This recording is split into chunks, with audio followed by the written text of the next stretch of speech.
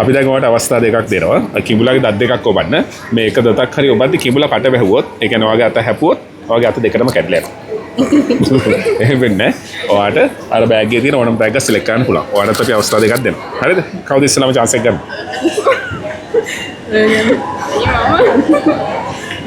ඔන්න යාළුවා ටෙස්ට් කරලා බලනවා ඇඟිල්ල හැත්තටම හපනවද කියලා.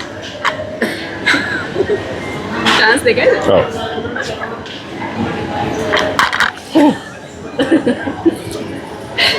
එයාගේ කිඹුල හැපුවා. ඇඟිලි ටික හොඳින් තියෙනවනේ. එහෙනම් බය වෙන්න එපා. එයාට තෑග්ගක් තියෙනවා.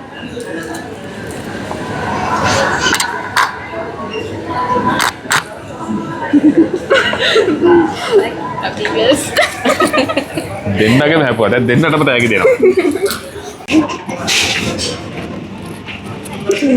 ෂා අයිෂැඩෝ එකක් ගත්තා. ෂා Thank you so much. Thank you.